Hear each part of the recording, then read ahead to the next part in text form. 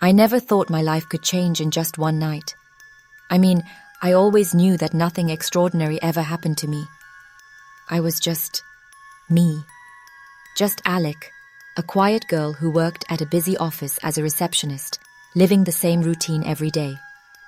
Wake up, get ready, walk the same streets, smile at the same faces, sit behind the same desk, answer the same calls. People nodded politely at me, sometimes even smiled, but no one really saw me. That was my life. Predictable, safe, and honestly, a little invisible. But that night, everything shifted. I remember it like it just happened.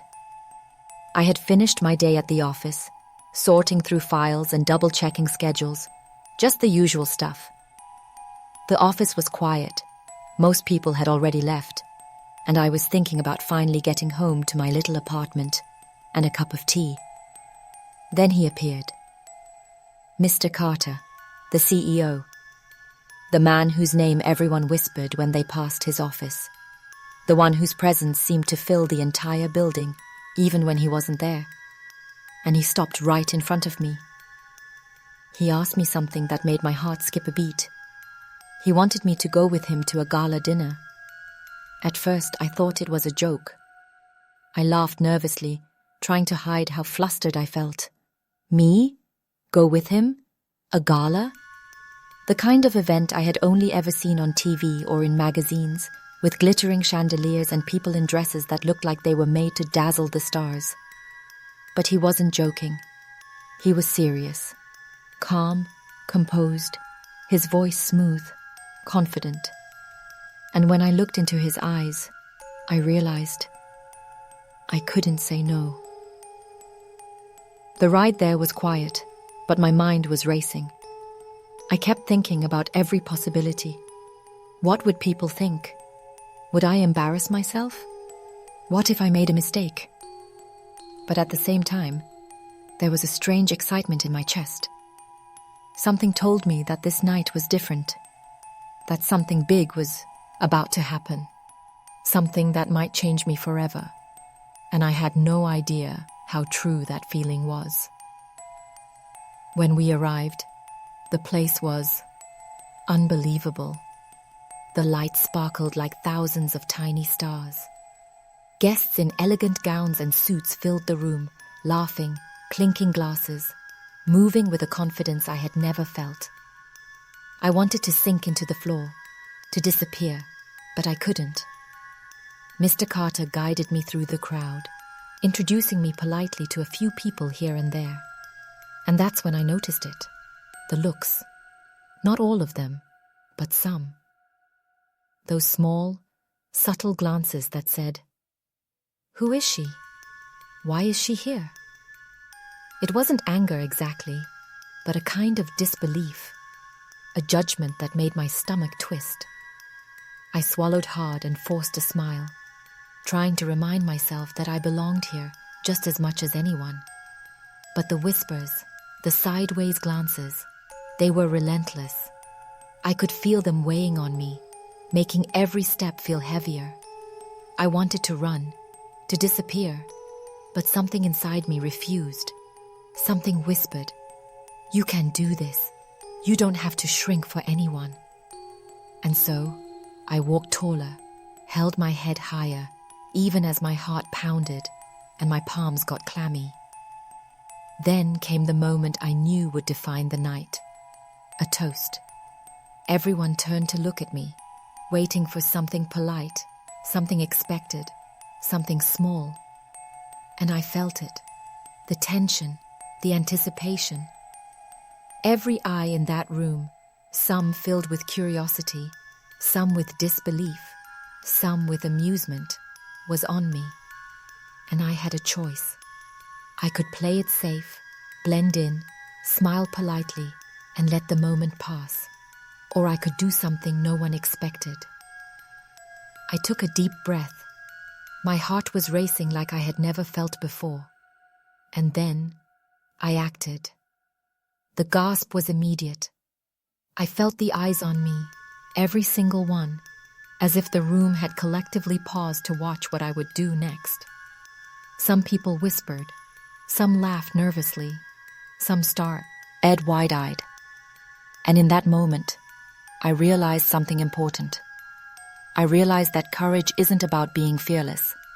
It's about acting even when fear is screaming inside you. It's about standing up when everyone expects you to stay small. I could feel a strange power rising inside me, a mix of defiance and exhilaration, and it was intoxicating. I looked around and saw the shock, the awe, the confusion on everyone's faces. Even Mr. Carter, calm and collected as ever, seemed momentarily taken aback. And it was then, in that silence, that I understood the truth of that night. I had stepped out of my shadows.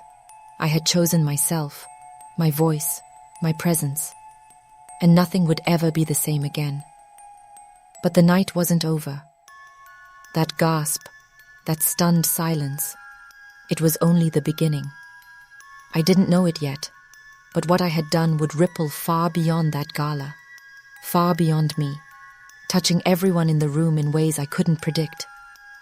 And somewhere deep down, I knew that the next moments, the ones that would test me even more, were about to arrive. The room still felt heavy with silence, but now there was something else. Curiosity, like a current running beneath everyone's polite exteriors. People who had barely noticed me before were now watching my every move. I could feel it, and it both terrified and thrilled me at the same time.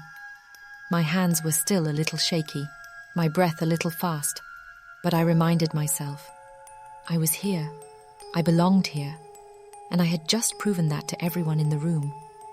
Or at least, that's what I thought. Then it happened.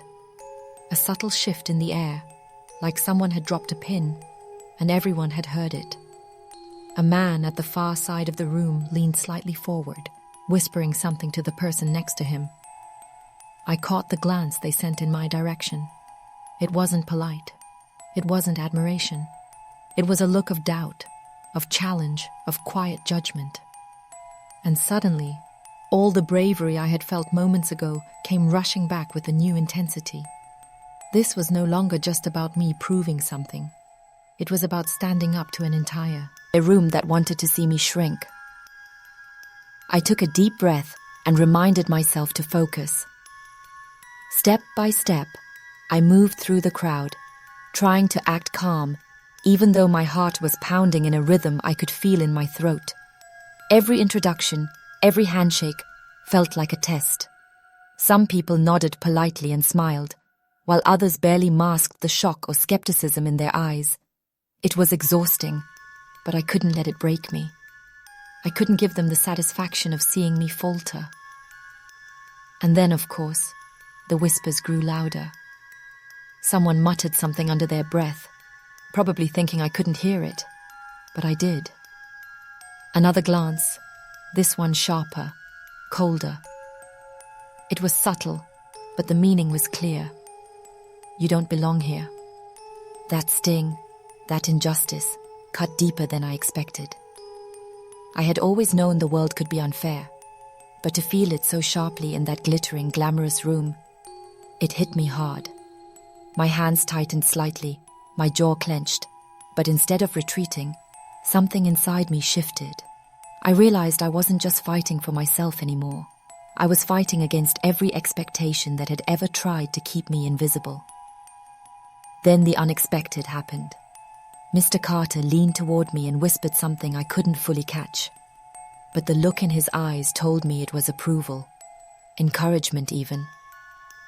That tiny gesture was enough to anchor me, to remind me that I had an ally, even if no one else in the room saw it. And that gave me courage, a new kind of courage I had never felt before, one that made my chest swell and my pulse steady, even as the room seemed ready to scrutinize me more closely than ever. I moved closer to the center of the hall, where the main event of the evening was unfolding. The music was soft now, almost like a background hum, but my ears seemed to pick up every whisper, every shuffle of a foot, every intake of breath. People were widowed, atching, waiting, anticipating. I could feel their expectations like invisible hands pressing against me, trying to shape me into what they thought I should be. But I refused. Not tonight. Not now. And then came the toast. The whole room shifted toward me, and I realized the moment had come. Every glance, every whisper, every silent judgment, all of it had built up to this instant. My stomach churned with nervous energy, but there was a spark too. A spark that made me feel alive in a way I had never experienced. The choice I made in that instant would define not just this night, but everything that came after. I raised my glass, careful to keep my hands steady, my posture confident. The room went quiet in anticipation. Some faces softened, some hardened, some whispered to each other, their curiosity evident.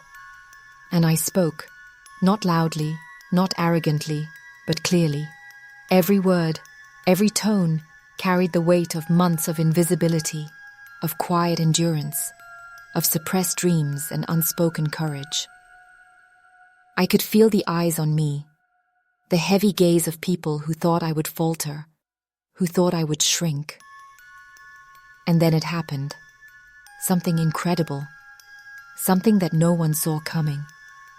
I moved, acted, in a way that startled everyone. Gasps filled the room. Eyes widened. Some people laughed nervously, unsure what to make of it. Mr. Carter's expression shifted, just slightly, but it was enough for me to know he was impressed. The moment of judgment became a moment of awe. In that instant, I realized the truth. The fear I had felt, the scrutiny, the whispers, they all gave me power. They made the moment more real, more thrilling, more alive. The rest of the night blurred in a haze of whispered conversations, glances that I once thought would break me, but now seemed like recognition. I could see admiration, curiosity, and even disbelief in the faces of people who had previously ignored me. I had changed the energy in the room. I had turned fear and doubt into something else, into attention, into respect, into power. But even as the applause, the murmurs, and the eyes continued to follow me, I knew the night wasn't over. There was more to come. The challenges, the whispers, the judgments, they had not vanished entirely.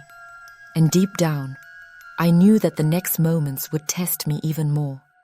That the choices I made now would define not just this gala, but the person I was becoming.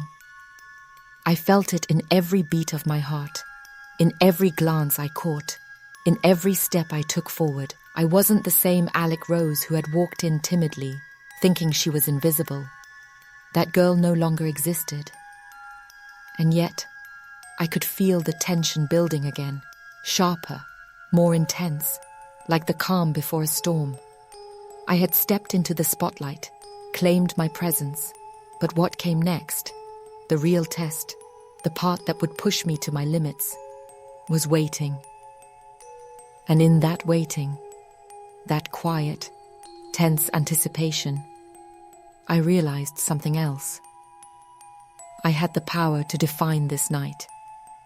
I had the courage to face every judgment, every doubt, every whispered expectation.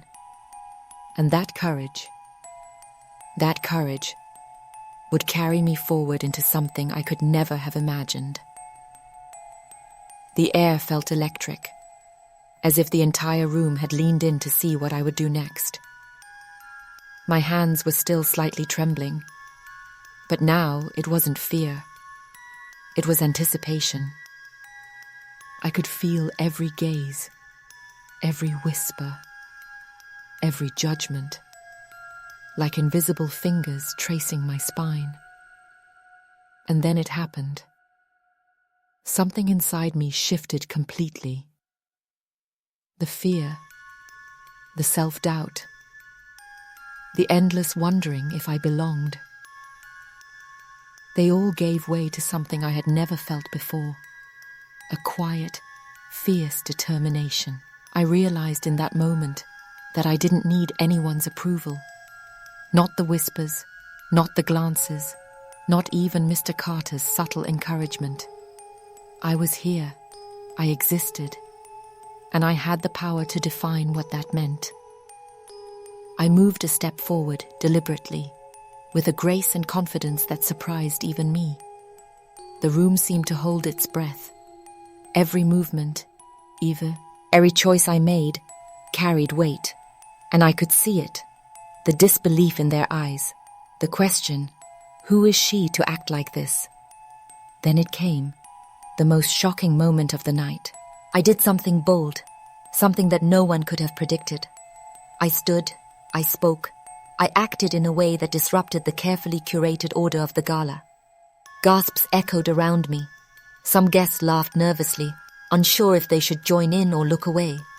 Others stared, mouths slightly open, eyes wide. And Mr. Carter, he just watched, calm, unreadable, but with something in his gaze that made me realize he knew exactly what I was doing. Every heartbeat thundered in my chest as I felt the energy of the room shift. The whispers, the judgment, the skepticism, they all melted into something else. Shock, awe, recognition. It was intoxicating. I had stepped out of the shadows, and in doing so, I had changed the narrative, not just for myself, but for every person who had thought they could define me without knowing me. And yet, with that triumph came an unexpected weight. I realized that this moment, this bold action, would have consequences. People would talk. People would judge. Some might admire. Others might resent. But that didn't matter. What mattered was that I had claimed my voice, my presence, my choice. For the first time, I wasn't living under the expectations of others. I was defining myself. The room began to buzz again, a low hum of conversations, whispers, and laughter. But now it felt different. I felt the energy shift, almost like the room had recalibrated around me. I could see the admiration in some eyes, the awe in others, and the hesitant respect in a few more. And I realized something powerful. This night wasn't just about a gala, a millionaire, or a receptionist. It was about courage, about defiance, about claiming space when the world expected you to stay small. And then, just as I thought I could catch my breath, a new wave of attention came rushing at me. Someone stepped forward, their expression wide with surprise, their voice barely steady. They asked me a question, the kind of question no one had expected to ask. A question that could have embarrassed me, humiliated me, or even made me retreat. But instead, I smiled. I felt a calm determination settle in my chest, steadying me. And I answered, not timidly, not hesitantly, but with clarity and confidence that shocked even myself. The room reacted instantly. Some people nodded slowly, realizing that I was not just bold, but intelligent, aware, and fearless. Others leaned back, unsure what to make of it. The whispers turned into discussions, the laughter into thoughtful murmurs. And through it all, I felt a sense of liberation, a sense that I had stepped beyond fear into a space where I could finally breathe, finally exist, and finally be seen for who I was. But the night wasn't over yet. I knew that the choices I had made, the bold steps I had taken, would ripple far beyond this room. I could feel it in every glance, every murmur, every subtle shift in energy. I was no longer just a guest at a gala. I had become something else, a presence that demanded attention, that challenged expectations, that inspired curiosity. And as I stood there, taking it all in, The stares, the whispers, the subtle nods of respect. I realized something else. I had learned that courage wasn't about being fearless. It was about acting in spite of fear. It was about claiming your place, even when the world seemed to say you didn't belong. And I had done it. I had stepped forward, boldly, unapologetically, and in doing so, I had changed the story of my life, at least for this night. I took a deep breath, feeling a mix of exhilaration and exhaustion. The room still buzzed, still watched, still judged, but now it felt different. I had broken through. I had claimed my moment. And I knew, deep down, that this was only the beginning. The world outside that gala, the people who had underestimated me, the challenges I had yet to face, they were waiting. But I felt ready. I felt alive. I felt unstoppable. And in that quiet, electric moment, I understood something that would stay with me forever. Sometimes, one bold choice, one fearless act, could change everything. One night could redefine your life. One person, no matter how ordinary they seemed, could command attention, respect, and power. And that person was me. The gala finally began to wind down, but I couldn't stop thinking about what had just happened. My heart still raced, and my mind was spinning from the intensity of the night. Every glance, every gasp, every whisper replayed in my head, like a slow-motion scene from a movie I couldn't pause. I kept thinking, did that really just happen? Did I really do that? But deep down, I knew I hadn't just done it. I had changed something, maybe more than I realized. As the last few guests began to leave, I felt a quiet shift in the room. People who had once dismissed me or doubted me now regarded me differently. Some smiled, just a little, but there was recognition in their eyes. A subtle acknowledgement that maybe, just maybe, I had earned my place there. Not because of who I knew or who I worked for, but because of the courage I had shown. And it felt incredible, empowering even.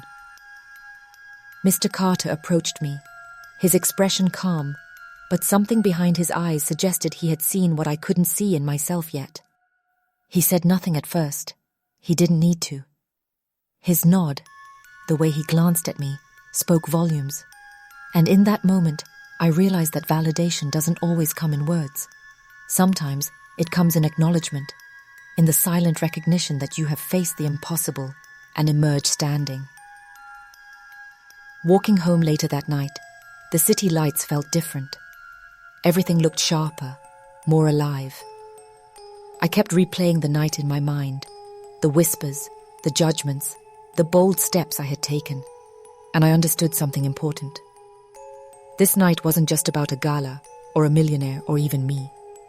It was about defying expectations, about claiming space in a world that constantly tries to shrink ordinary people. I had faced subtle forms of judgment and injustice, and I had stood my ground. But even with the pride swelling inside me, I couldn't ignore the lessons hidden in the experience. The night had shown me that inequality isn't always loud or obvious. Sometimes it's subtle, a glance, a whispered assumption, a quiet disbelief that someone like you could belong in a room like this. And that kind of injustice can hurt just as much, if not more, than the obvious kind. It's the kind that makes you question yourself, your worth, and your place in the world. But it also showed me that those expectations, those quiet judgments, can be confronted, challenged, and overcome. I thought about how many people face this every single day, in offices, schools, neighborhoods. Just ordinary people, overlooked, underestimated, quietly dismissed.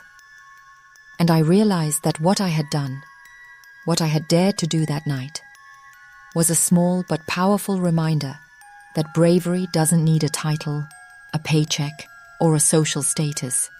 It just needs a choice, a decision to act, even when the world expects you to stay small, invisible, and quiet. When I finally got home, my apartment felt different too. The walls seemed to hold a new kind of energy. I realized that courage doesn't just live in big moments like a gala. It lives in every choice we make when the world tries to make us doubt ourselves. That night had changed me. I had stepped into the spotlight and claimed it. And now, even in the quiet of my own space, I felt a ripple of that power, a reminder that I could face whatever came next. But as much as I wanted to bask in the victory of the night, I knew there was still more to consider. The world is full of subtle injustices, and while I had claimed my moment, the broader reality remained. Not everyone gets a chance like I did, and not every act of courage is not iced or celebrated. The question lingered in my mind. How many people, just like me, face the weight of doubt and judgment every day and never get a chance to show their strength? That thought stayed with me, heavy but motivating. It reminded me that what we do matters, even if the world doesn't immediately acknowledge it. Every act of courage, every decision to stand tall in the face of judgment, sends ripples far beyond ourselves. And I wanted those ripples to reach others, to encourage them, to remind them that even ordinary people can do extraordinary things when they dare to act. I poured myself a cup of tea and sat by the window, staring out at the quiet city. My mind wandered through the night's events, replaying every glance, every gasp, every subtle judgment, and every moment I had chosen to rise above it. And I understood something deeply important. Courage is contagious. One act of defiance, one bold choice, can inspire others to find their own strength. And in that quiet reflection, I realized the truth of my night. It wasn't just about me or the gala or the millionaire who had invited me. It was about every ordinary person who has ever felt overlooked, underestimated, or invisible. It was about the courage we can all find, even when it feels impossible. And it was about the reminder that no matter how small or ordinary we may seem, we all have the power to change our story, to step into the light, and to leave a mark on the world. So I ask you, as I sit here thinking about that night, about every whisper, every judgment, and every bold choice, what would you do if the world expected you to stay quiet? What courage is inside you, waiting for the moment to rise? That night, I found mine. And I hope, somehow, this story helps you find yours too. The days after the gala were strange. I returned to my routine at the office, but everything felt different. The quiet receptionist who had walked in and taken her place among chandeliers, millionaires, and whispered judgments no longer existed in the same way. I carried the night with me. Legal, a spark that refused to fade, a fire that reminded me who I really was and what I was capable of. People at the office began to notice subtle changes. Some still glanced my way with curiosity, others with quiet admiration, though they wouldn't admit it aloud. And while I didn't seek attention or validation, I realized that my presence now held a weight it never had before. I walked taller, spoke clearer, and made decisions with a confidence I hadn't known I possessed. That night had given me something more than courage. It had given me belief in myself, the kind that no one could take away. And yet, I couldn't help but reflect on the injustices I had faced. Not just at the gala, but all my life. The subtle dismissals, the underestimation, the quiet assumptions that someone like me didn't belong in certain spaces.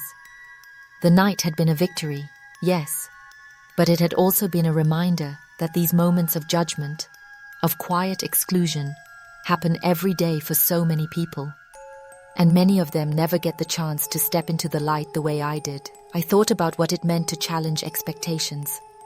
That night, I had claimed my space, not because anyone had given it to me, but because I dared to take it. I had shown that courage isn't loud. It isn't about shouting or demanding attention. It's about acting when the world expects you to stay small. And in that action, the world notices, even if it's just for a moment. That moment can change everything. Mr. Carter never said much about that night, but that was fine. I didn't need him to. The acknowledgement I had felt in his eyes during the gala had been enough. And in a way, that night wasn't about him at all. It was about me, Alec Rose, and the quiet power I had discovered within myself. I realized that power doesn't come from wealth, privilege, or status. It comes from choices, from courage, from daring to act even when it seems impossible. I began to see life differently. Every glance of doubt, every whispered judgment, every expectation that tried to hold me back no longer felt like a barrier. It felt like fuel, and with that fuel, I started to approach each day with purpose, with awareness, and with the knowledge that I could face whatever came my way.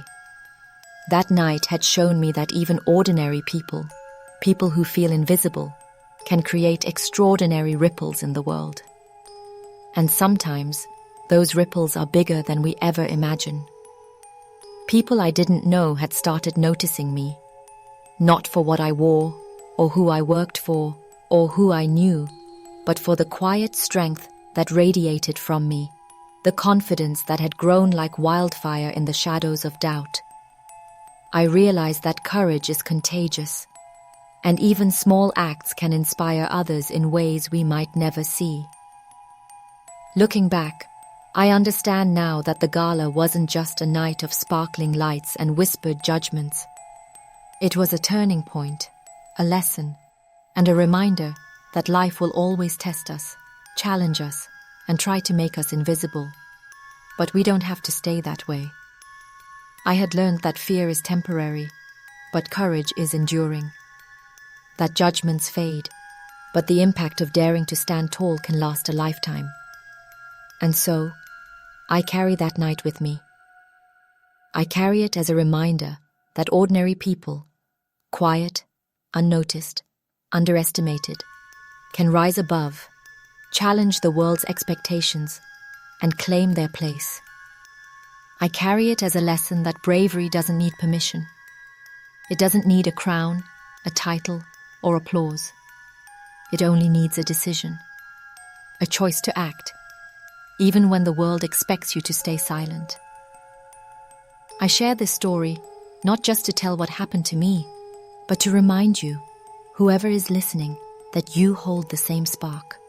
Every whisper of doubt you've heard, every glance that made you question yourself, every expectation that tried to shrink you, it can become the fuel that drives your courage. One bold step, one fearless choice can change everything. One night, one moment, one act of courage can ripple into a lifetime. So I leave you with this thought, a question to carry with you. What would you do if the world expected you to stay invisible? Would you shrink, fade, and let them define you? Or would you, like me, step forward, claim your place, and show the world that courage is inside you, waiting for the moment to rise? That night, I found mine, and I know that, in your own way, you can find yours too. Think about it. Could this happen to you? Some stories aren't just heard, they're felt. Behind every truth, there's a hidden fear. This story won't just shake your mind, it'll haunt your soul.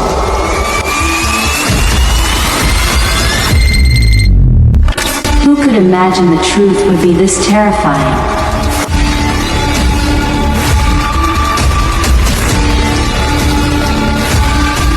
The story ends, but the questions stay alive.